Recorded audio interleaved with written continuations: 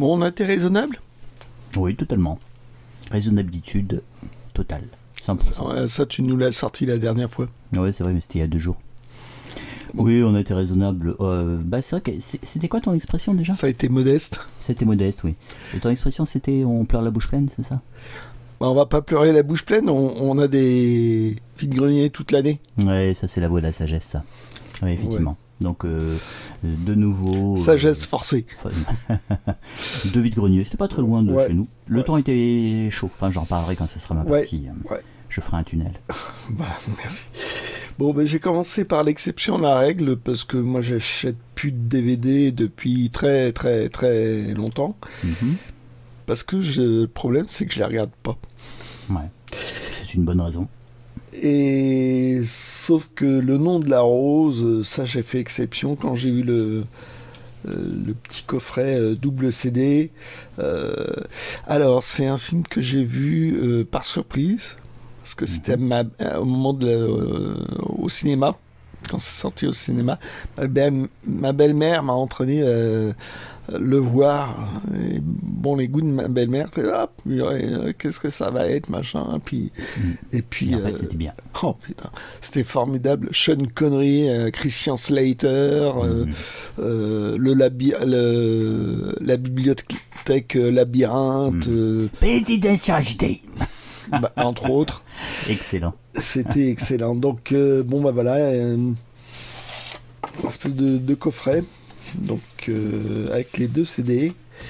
Et par contre, ça, j'ai vu ça tout à l'heure. Hop. Le catalogue. Un catalogue, mais je pense qu'il y a peut-être un livret. Un livret Je sais pas. Faut voir.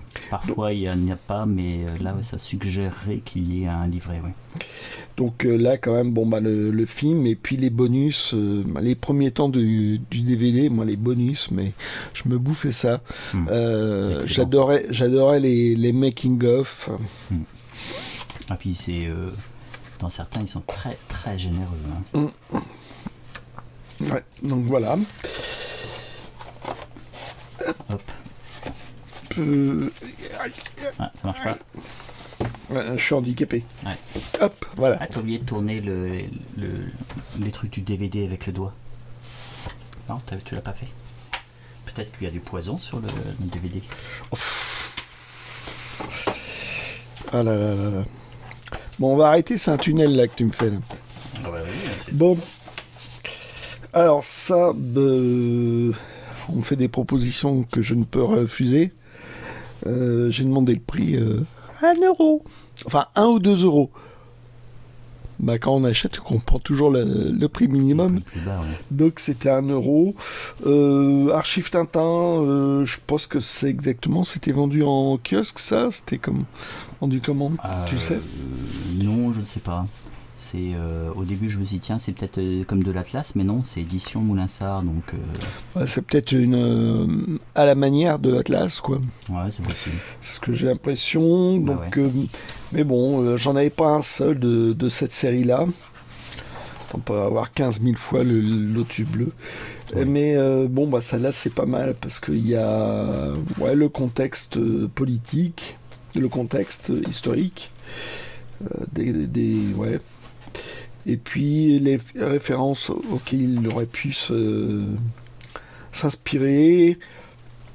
Bon, il y a de quoi, parce qu'il avait bossé avec Chang, qui est un étudiant aux Beaux-Arts en Belgique. Et puis bon, bah, alors, chose que j'apprécie bien notamment, c'est qu'on trouve pratiquement toutes les couvertures du petit 20e. Ah ouais. Ah, très bon ça. Là. Donc il y a ça. Ouais, le prochain est pour moi. Et il y a ça. Et ça, je veux dire, les couvertures du petit 20e, faudrait presque un livre uniquement avec les couvertures du petit 20e, parce que c'est toujours, t'en vois toujours un petit peu par-ci, par-là, oui, c'est vrai, ouais. Ou vendus, enfin des trucs vendus à prix d'or. C'est à prix d'or, hein. Je crois que c'est, généralement quand c'est la RG qui a fait la coup, ça va être autour de 100 €, je crois. Ouais, je sais plus. Enfin bref. C'était les prix que les vendait Olivier à La Rochelle. Donc là, on en voit plein. Bon, dommage, c'est en tout petit. Hein. Oui. Mais bon, voilà. Ah, mais c'est vrai que ça serait chouette. Il y a de quoi faire, hein, parce qu'il Ouais, en il y a a de fait. quoi Hein. faire. Puis elles sont belles en général, je trouve. Oui. Voilà, et tout ça, c'est que pour le Lotus bleu. Mm-mm. Et puis bon, bah après l'album habituel. Hein. Bon, classique. Rien de. Bon, les pages sont papier un peu glacé, les couleurs un peu Oh froides. bah ça, Ah, t'as vu, t'as le ça, postal, ça oui. ressemble vraiment, je veux dire, à un cahier de l'édition courante, quoi. Oui, c'est ça. T'as vu, t'as une carte postale. T'avais la carte postale avec. Et t'as une carte postale avec. Donc qui correspond aussi un peu plus à l'album. Ouais, c'est vrai que ça fait penser un petit peu à une parution un peu Atlas, et puis même à la fin en fait. Et ouais, ce que j'avais pas vu tout à l'heure, c'est hors Tintin. Donc ouais, Ah, ça vaut le coup, ouais. ouais, la partie dossier Moi, c'est super. Hein. Moi, est ouais. vraiment pas mal. Mm-mm.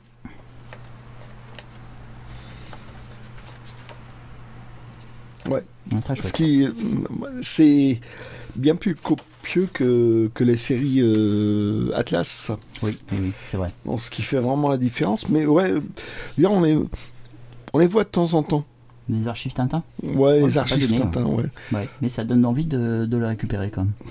Jusqu'à présent, je les prenais pas, mais bon, si j'ai l'occasion. Ah, je pensais que t'en avais. Non, pas du tout.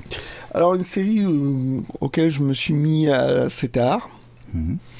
Enfin, j'ai eu un petit passage à vide. Moi, j'ai connu ça grâce au journal Spirou dans les années 80 où vous avez passé un épisode. Ouais. Et c'était bizarre parce que bon, c'était un. Jérémia est toujours avec son pote Kurdi, sauf dans l'épisode que j'ai lu en premier. Ah. Et c'était momentanément séparés. Mhm. Et donc, dire du post-apocalyptique, matinée d'un dessin vraiment excellent. Donc, ambiance un peu à la western, Ouais, totalement. pas mal des méchants, des dictateurs, des profiteurs.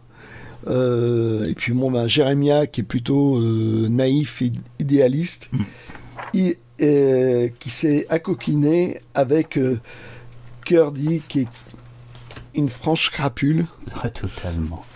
mais attachant quand même. Ouais. Ouais, totalement. Et bon, il y a une bonne évolution du personnage. Oui. Mais ils déteignent un peu l'un sur l'autre en fait. Ouais, voilà. C'est Je dirais, vraiment une histoire d'amitié. au fur et à mesure des albums, Jérémia devient plus dur. Et voire même franchement brutal dans les derniers. Ouais. Et Kurdi se laisse embarquer un petit peu par le côté idéaliste, quoi. Ouais, et puis surtout c'est Kurdi aussi devient vraiment l'ami de Jérémia, donc il est prêt à risquer sa peau pour son pote, quoi. Oui, parce qu'au départ, Jérémia c'est un boulet, que Kurdi n'arrive pas à s'en débarrasser, quoi. Ouais, une très très bonne série, Jérémia. Et en plus, si vous voulez vraiment vous intéresser à cette série-là, c'est très peu coté alors que c'est excellent. Donc vous aurez... il y a beaucoup d'exemplaires, enfin il y a beaucoup d'albums, mais on arrive à les trouver, quoi. Ouais. Alors là, il y a quelques semaines, j'avais parlé de Liberty. J'étais tout content d'avoir trouvé le premier, parce qu'il était très difficile à trouver. Ouais, tu as laissé les autres, non? Ouais, je pense pas que les 4 étaient là, mais enfin bon... et je m'étais aperçu qu'une fois que j'avais ramené le premier chez moi tout content, j'avais pas les 3 autres. Ouais, ce qui est ballot. Donc là, j'ai trouvé le 4e qui est la fin. Donc je vous montrerai pas la dernière case parce que c'est une Amérique décadente, complètement ouais, asservi par les multinationales. À un moment donné, tu as une guerre, et c'est une guerre de McDonald's contre, Excellent. contre Kentucky Chicken, ou Kentucky, des trucs comme ça, quoi. Donc, et l'Amérique se divise. Voilà. Ah ouais. Bon, c'est du Frank Miller. Mhm. Les textes, c'est du... Ouais. Bon, Frank Miller, il y en a, ils ont dit qu'ils étaient fâchés, qu'il était devenu par la suite d'extrême droite, ou un truc comme ça, mais c'est plutôt vers 300, ou un truc comme ça. Mais bon, moi, C'est peut-être parce que c'était le thème en lui-même qui fait que... Ouais, non, mais apparemment, ouais. Ah ouais? Ouais. Mais bon, là, c'est... Bon, Dave Gibbons, le dessinateur, c'est le dessinateur des Watchmen, donc il a fait ça juste après les Watchmen. Voilà. Bon, bah, belle trouvaille. Je vais pas en dire plus. En 4 parties. Hop, voilà. Ça, disons que, ouais, comment ça s'appelle, on a fait 2 vide-greniers. Oui. Le premier aurait pu être pas mal, sauf qu'il y avait des averses. Ah oui, le temps était un peu pourri, donc les gens couvraient, les gens découvraient. Je pense qu'il y a certains aussi vendeurs qui sont même pas venus. Il y avait beaucoup moins de stands que d'habitude. On peut pas leur donner tort. Hein. Ah ouais, et parce qu'il y a des bouquins, on voyait, il y avait plus... mal fini, ouais, ça a plus dessus, quoi. Et donc peu de chances de quand même faire des trouvailles. Oui. Pourtant on avait été un peu plus tôt que d'habitude. Oui, on s'est aperçu que celui-là fallait venir nettement plus tôt. Oui, c'est ça. Parce que bon, l'heure d'ouverture du public est vachement décalée, vachement décalée par rapport à l'heure d'installation. Oui, c'est ça. Et on est obligé de tricher. Parce que sinon, il reste plus que les miettes à l'ouverture publique. Bah oui, c'est ça. Donc, voilà, j'ai trouvé ce petit double album, une espèce de recueil de 2 albums. C'est curieux. Pourquoi ils ont fait ça, je sais pas. Avec un dos toilé. Avec un dos toilé, donc ça devait être... Dans l'autre sens. Comme ça ? Ouais, c'est mieux. Regarde l'écran. Il va m'apprendre ça, tu vas voir tout à l'heure, je vais pas te rater. Donc voilà, donc ils ont fait un petit dossier en plus pour compléter, parce que c'était une histoire en 2 parties. Le texte, dans l'ensemble, m'a pas vraiment transcendé, parce que ça raconte sans raconter un peu les albums. Il y a un peu de contexte, il m'a pas convaincu, quoi. D'accord. Donc l'objet est beau, sinon. Hein. Et ils ont fait uniquement ça. C'est une bonne idée. Hein.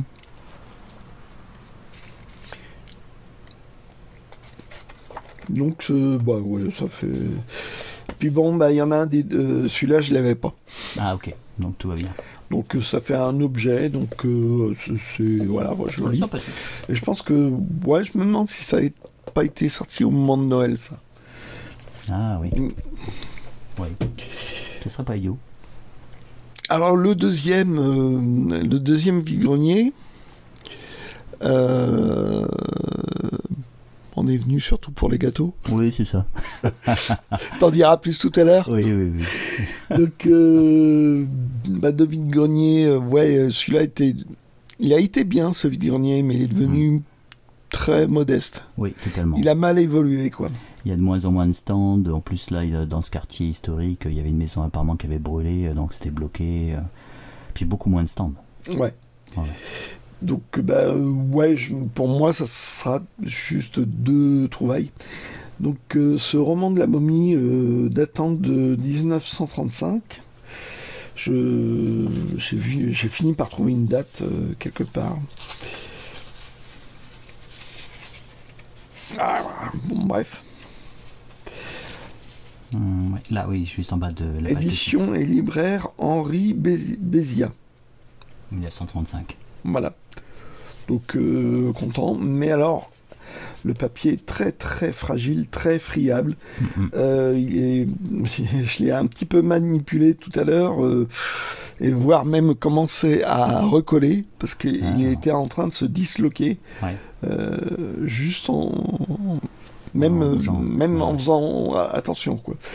Donc, voilà. Bon, bah, une petite version sympa, vieille sa version. Cool. Ça date de quand, tu sais, toi? Roman de la momie? Ouais. Bah, si c'est Théophile Gautier, je dirais c'est...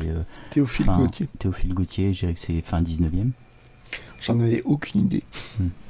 Je commençais à regarder ça, j'ai pas compris. Alors, ça, je me dis, oh, bah, chouette. Un San Antonio. Donc, voilà, j'ai trouvé celui-là. Oui. Et en fait, je me suis dit, une vieille version d'une autre. Et puis en cherchant chez moi, je me suis dit, j'ai dû confondre avec celle-là. Oui. Donc voilà. Tu t'es dit, zut, j'ai un doublon. Exactement. Bon, en fait, tu avais un doublon alors. Mais, effectivement, il y en avait une version plus récente. D'accord. Alors c'est marrant parce que c'est la même thématique, mais il change carrément il change l'image.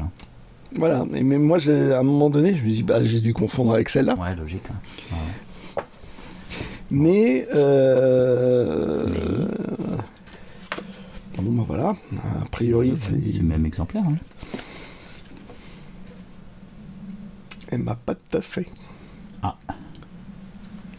Là, tu vois, le 2 francs 40. Ah oui, c'est le passage des anciens francs aux nouveaux francs. Voilà. Ah, c'est rigolo ça. Voilà. Et celui qui paraissait le plus ancien, bon, déjà il y a la liste à l'intérieur. Donc celui-là, il y en a plein. Tu vois, donc c'est une réédition, machin. Et celui-là qui est en nouveau franc. Ouais, nouveau franc, il est plus récent. Voilà, donc celui-là, je mets à le regarder. Et... C'est en quelle année d'ailleurs celle-là est fait ça plus courte. Ouais, la liste est nettement plus courte. Mais c'est encore la vieille présentation. Ouais. C'est en quelle Par année? contre, à la fin, là, ça s'arrête comme au 187. Ouais. Que c'est 188, mais bon, c'est pas une première édition, ça. Et celui-là, avec les nouveaux francs, je sais plus, ouais, là, tu vois, le dernier, c'est 370. 63, rien. Donc effectivement. Alors c'est très rigolo, c'est qu'en fait, ça s'est passé en 62, 61, quoi, le passage des anciens francs aux nouveaux francs. Et dans les années 90, il y avait toujours des gens qui parlaient en ancien franc. Ouais, quand j'étais gamin, souvent c'était pour les grosses sommes. Ouais. Et donc celui-là, qu'est-ce qu'on peut savoir? 528. Ouais. Et là, 4e trimestre, 63. Ouais, on peut pas se fier à ça. Ouais. Donc voilà. Une variante. Voilà. Voilà, c'est tout pour moi. Ça va être à ton tour. Ok, d'accord. Bon, tu nous fais un post-scriptum Post-scriptum. Juste que t'as trouvé. Ouais, voilà. Je vais pleurer. J'ai pitié de toi. J'ai rien trouvé. Voilà, c'est là où en fait je ronchonnais. Parce que ça m'arrive de ronchonner en fait de temps en temps. Seulement de temps en temps. Tous les dimanches à peu près. Ouais. Non, tu dois arrêter 1 minute de ronchonner. Oui, quand c'est tu vrai. trouves quelque chose, et après ça revient. Non, attends, j'ai réussi le test de bienveillance 10 minutes dans la voiture. Donc ça va, j'ai réussi quand même. Oui, il y a 2 semaines, ça fait ça. Ouais, c'est vrai. Bon. Donc alors, donc je vais pleurer la bouche pleine. J'ai trouvé ceci, c'était dans une recyclerie. Donc j'évite d'acheter. Tu vas montrer à la caméra. Et tac. Est-ce que c'est une vengeance? Oui. Ah, c'est une vengeance. Bon, donc ça va, je le prends pas mal. Bah, de toute façon, il y a des témoins. Oui, c'est vrai. Bon, C'est enregistré. S'il n'y a pas un numéro la semaine suivante, Voilà, vous savez, inquiétez de nous. je me suis un petit peu énervé. Donc en fait, j'ai acheté ça dans une recyclerie. Généralement, j'achète pas beaucoup de produits dérivés Astérix parce que là, il me faudrait vraiment 5 ou 6 pièces. Je pense que c'est énorme. Une deuxième maison. Une deuxième maison. Et non. Et puis en plus, c'est sans fin parce qu'en fait, il y a tellement de produits dérivés maintenant, ça n'arrête pas. Donc, mais là, je l'ai pris parce que je trouvais ça amusant. Ça datait de 85 quand même, ça commence un petit peu à dater. Et puis, ce qui m'amusait, on retrouvait, voilà, si vous le voyez bien là. Alors, hop là, oui, tu vois, je regarde l'écran. C'est Tchernia. C'est Pierre Tchernia, donc c'est un ami d'Uderzo et de Goscinny, et qui a prêté sa voix il était en tant que narrateur dans les premiers dessins animés. On le voit même dans Mission Cléopâtre, ce qui était c'est super. Et donc il avait une émission sur le cinéma dans les années 80, Monsieur Cinéma. Il a été aussi metteur en scène. Si vous arrivez à trouver ses films, ils sont super, ils sont très drôles. Et donc c'est chouette. C'était un proche de Goscinny. Oui, c'est ça, tout simplement. Et donc là, on le voit là. Et là, vous voyez, alors ça a donné l'occasion de discuter avec le geek belge. De pinailler. Donc vous voyez ce légionnaire, et en fait je pense qu'il s'agit du légionnaire Olybrius, donc de Astérix et les Normands. Et moi je m'étais planté, j'avais pensé à un autre légionnaire. Science Infus. Non, Astérix chez les Corses. Oui, Science Infus. Oui, mais je précise dans quel album. Ah, dans Astérix chez les Corses. C'est bien de reconnaître tes fautes, il te sera beaucoup pardonné. Oh là là. Et donc, il en rajoute, oui, pour une fois que c'est pas moi qui fais une erreur. Oh la vache. Et donc voilà, c'est Olybrius. Et donc là, par contre, ça c'est composé, hein, ça c'est, vous voyez, ça vient pas des mêmes albums. Hein. Là, cette scène-là, elle est pas dans Astérix chez les Normands. Pierre Tchernia, de mémoire, là il est pas alcoolique, donc c'est chez les Belges qu'il est alcoolique. Plus ça va, plus il apparaît dans les albums, plus ça se dégrade. Oui, c'est vrai. Et puis celui-ci avec le balai, c'est marrant, quoi. Donc voilà, c'était mon achat. Vous avez vu que je délaye, hein, parce qu'il n'y a pas grand-chose. Oui. Alors là, j'ai été faible. J'avais dit que je les achèterais pas, mais je les ai pris. Voilà. Vas-y, roucoule. Oui, c'est ça. C'est suis-je ou ne suis-je pas un pigeon. Roux. Bon, j'avais bien aimé le premier. Le deuxième, moins. Peut-être que là j'ai commencé à lire celui-ci, les 2 premières histoires ne m'ont pas convaincu, ce qui fait que j'ai pas lu la 3e. Il faudra quand même que je le fasse. Au début il me semblait, mais c'est vrai qu'effectivement ils ont quelque part ils ont moins de contraintes et moins de pression que pour Astérix. C'est-à-dire que je pense que les scénaristes sont un petit peu plus libres. Après, c'est plus pour les enfants, un petit peu plus axé enfants. Il y a des jeux de mots, il y a beaucoup de personnages, il y a des petites références, bien sûr, avec... voilà. Il y a beaucoup de recyclage de personnages, parce que celui-là est dans le domaine des dieux. Oui, c'est Anglégus, c'est ça ? Oui. Ouais. Là, donc, vous retrouvez Abracorsix, Bonne Mine. Dans le prochain qui va sortir, il y aura carrément Panoramix. Donc, vous voyez, ça recycle pas mal. Et donc, j'ai pris ceux-là. J'espère ne pas être déçu par celui-ci. On va voir. Hein. Là, le dessin a l'air un petit peu mieux. Il est pas mal, le dessin. C'est une équipe de 3 dessinateurs différents. Oui, c'est ça. Là, ils ont... Oui. Et ils se débrouillent pas si mal que ça. Ouais, ça va, ça va. Que... Là, j'ai trouvé 2 premières histoires un peu cucu. Mais c'est plus axé pour les enfants, on va dire. C'est ça le problème, moi. Ouais. Ce côté-là, un peu mièvre, alors que Goscinny avait plusieurs niveaux de lecture. Là, je dirais qu'il n'y en a qu'une. J'ai cru voir le cuisinier de... Oui, des 12 travaux. Le cuisinier des 12 travaux. Qui est suisse, je crois. Je me souviens plus de son nom. Oh, je sais plus. Mais il recycle tous les... Ah non, il est belge, regarde. Tous les personnages secondaires. Ouais. Ça, j'avais bien aimé, moi. J'avais apprécié ces petits clins d'œil comme ça. Ouais, mais des fois, ça devient anachronique, quoi, presque. Parce que bon, il est fixe, il apparaît seulement dans le Tour de Gaulle. Ouais. Et là, plus ça va, plus les personnages secondaires rencontrent presque trop, le croisent sans arrêt, quoi. Ouais.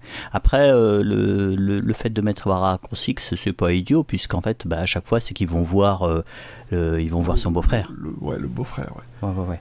C'est le... Donc en fait, mais bon, ça peut se... j'ai un peu peur, comme ce qui se fait passer pour le petit Spirou. Ah oui, oui. Où le contexte, contexte est... Ouais.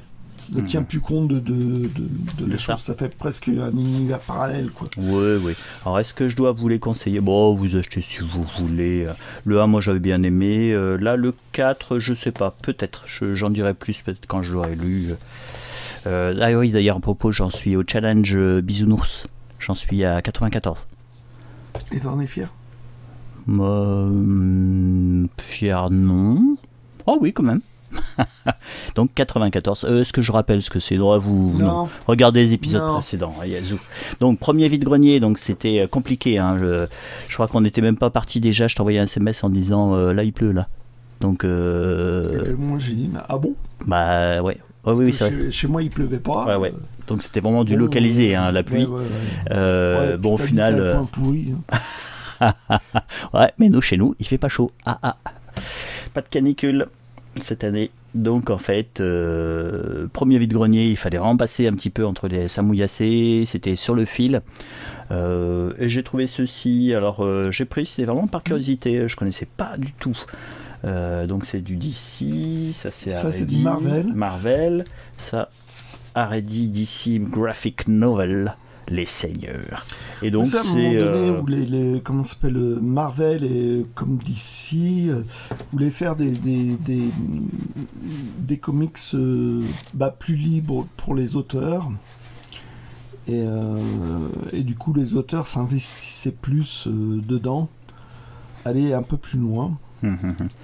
C'est marrant ce style de dessin et de couleur, ça me fait penser à la novélisation du Hobbit. Ouais. Mais c'est pas mal, c'est pas mal du tout comme dessin. Ouais, j'ai trouvé ça assez intéressant. Donc en fait, hop, j'ai pris ça. Puis je me doutais que j'achèterais pas grand chose, donc bon, il n'y avait pas. Tu voulais dépenser pour dépenser. Oui, c'est ça. Consommateur. Hop là, donc là, Elric. Alors j'ai pensé bien sûr à Éric de Ménilmonnet. C'est exactement ça. C'est Éric de Ménilmonnet, Michael Moorcock. Donc une adaptation de Michael Moorcock. Voilà, également appelé Le Voleur d'âme et son épée magique qui invoquait la tempête. Donc, comment elle s'appelle déjà son épée? Stormbringer, bien sûr. Et il a une deuxième épée aussi qui a aussi le même pouvoir. Je me souviens plus comment ça s'appelle. C'est à la fin. Donc scénario Roy Thomas, dessin c'est Craig Russell et on a. Voilà. Les dessins sont assez datés. Oui, mais plutôt sympa quand même. Hein. Et donc c'était Aredi qui sortait ça de manière. C'est assez confidentiel, on voit rarement ce genre de bouquin. Il y a des bonnes choses. Il faut vraiment y aller un petit peu à l'instinct, j'ai l'impression. Ouais. Il y a des fois comme ça, il y a des Conan Aredi, mais dès que je les ouvre, les dessins et les couleurs, ça. Pourtant, j'ai bien aimé. J'adore le personnage et puis l'écrivain, mais là, le dessin et puis les couleurs, j'aime pas. Tiens, j'ai appris qu'il y a un nouveau Conan qui va sortir avec Masbou au dessin. Sans blague. Si. J'ai vu ça, ça sort au mois d'août. Oh. Donc là, je pense que je vais l'acheter. Hein. Je vais pas pouvoir résister. Je suis faible. Donc là, ouais. Et fan de Masbou. Ouais, total.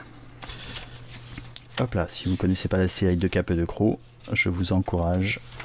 Voilà. Ouais, ça a l'air de se tenir quand même. Faut voir. Mais j'ai une petite préférence pour celui-ci, la mise en page. Mais chez Glénat, t'as un Elric qui est. Enfin, t'as une équipe d'auteurs qui ont repris.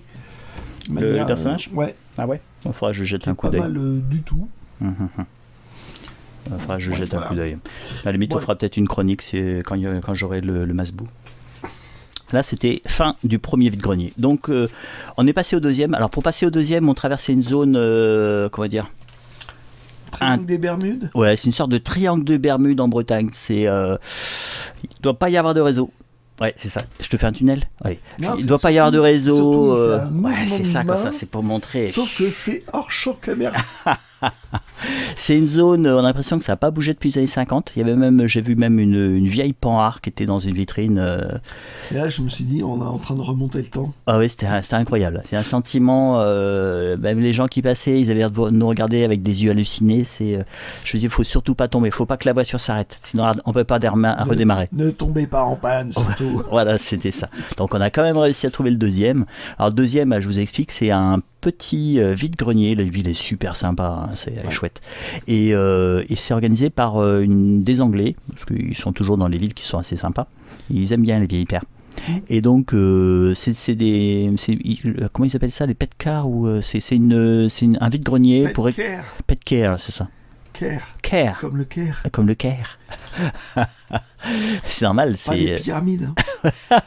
Bon, allez. Donc les pyramides, on en reparlera des pyramides et puis de Napo qui tire dessus. Enfin, c'est pas grave. Ouais. Et donc, enchaîne. C'est en fait simplement, c'est un vide-grenier. Je vais l'ouvrir. Hein. J'ai pris que ça hein, sur le vide-grenier. C'est Hispano Suiza, donc ça a l'air d'être un livre. Vous voyez là. 1911-1961, donc il date de 1961. C'est pour les 50 ans de la marque Hispano Suiza. Hispano Suiza, ils ont fait des avions, ils ont fait des belles voitures. C'était très belles voitures. Ah, un petit peu de truc, un peu de poussière. Là, voilà, vous voyez. C'est un format italien, hein, c'est un peu chiant à montrer. Et donc ça commence par l'histoire de Hispano Suiza. Voilà, avec bien sûr. Pendant la Première Guerre mondiale, ils font des moteurs et des avions. Hop, les avions. Hop. C'est moi qui te l'ai montré ce bouquin. Ouais. Mais je te remercie. Hop là, donc là on a carrément les usines Hispano Suiza. L'après-guerre. Donc effectivement après-guerre, ils faisaient juste des moteurs en fait. La recherche.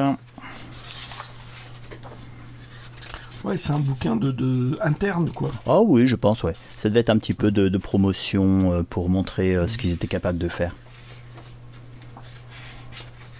Ouais, c'est étonnant. Regardez de plus près les photocopies qui sont...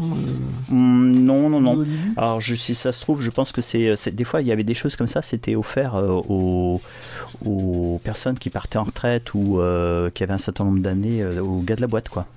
On leur offrait ça. Donc, est-ce que la personne a travaillé chez Hispano Suiza et puis a gardé ce livre après qu'il soit parti en retraite, ce qui est possible. Là, on va voir la présente plaquette éditée en l'honneur, en l'honneur du 50e anniversaire de la société Hispano Suiza, a été réalisée sur les presses Firmin Didot, imprimeur à Ménil-sur-l'Estrée, dans l'Eure. Ouais, donc quand tu dis gna, c'est vachement intéressant pour ceux qui écoutent. Ah, il y a le nom de la personne qui est là. Ah bah non, c'est la cigogne. Bon, ça semblerait être un petit peu 2-3 pages supplémentaires. Bon, ben j'en saurais pas plus, mais je pense que c'est vraiment pour la promotion de la société. Donc sympathique. Moi j'aime bien ce genre de livre. Voilà. Et donc bon, la suite. La suite, c'est simplement, après qu'on ait fait le vide-grenier, il y a des Anglais qui font des super gâteaux. Et donc là, on n'a pas pris leur café parce que leur café, c'est du café soluble, c'est pas terrible, c'est dégueulasse. Par contre, leur gâteau, c'est une tuerie. Et donc, ça fallait vraiment le coup de faire ce crochet par le triangle des Bermudes breton pour les gâteaux. Et en fait, chaque année, c'est pas la même chose. Hein. Il y avait l'année dernière, c'était un cheesecake qui était terrible. Vous prenez 600 calories d'un coup. Là, je me souviens plus ce que c'était. C'était un truc assez particulier. Je me souviens plus du terme d'ailleurs. Comment ça s'appelait. Vous imaginez, c'est comme si on avait utilisé comme une tourte, mais en fait, au-dessus et en dessous, ça ressemblait en fait à cette espèce de pâte des nems. Et à l'intérieur, il y avait des épinards, il y avait de basilic, Ricotta. de ricotta, de la crème bien sûr. Ils aiment bien la crème, hein, ça, ils adorent la crème. Et c'était excellent en fait, excellent. Et toi, qu'est-ce que c'était? C'était un gâteau à la carotte. Ah oui, c'est vrai qu'il y avait de la carotte. Un gâteau sucré. Ça va te rendre aimable. Non, trop tard. Plus, hein. La dose était trop faible. C'est pas comme l'amande amère que tu m'as servi tout à l'heure. Ah, tu l'as senti? Et donc voilà, c'est à chaque fois, c'est en plus là on a eu de la chance parce que le ciel bleu est arrivé. Donc on a pu vraiment savourer notre gâteau. Bah voilà. Et c'était terminé pour les 2 vides-greniers. Voilà, voilà. Ouais, donc c'était modeste. Très modeste. Mais on est en train de dire, mais on peut pas pleurer la bouche pleine parce que. Bah non, c'est qu'il y a toujours des vides-greniers. Dans notre coin, on a quasiment des vides-greniers toute l'année. Oui, oui, c'est vraiment l'exception quand il n'y a pas de vide-grenier. Je crois qu'il doit y avoir 2-3 week-ends simplement. Ouais. Il y a 1 ou 2 week-ends en janvier, 1 ou 2 week-ends en février où il n'y a rien, 1 ou 2 en décembre, et puis c'est tout, je crois. C'est bon. Bah oui, c'est bon. On va pas en dire plus, t'as achevé tout le monde.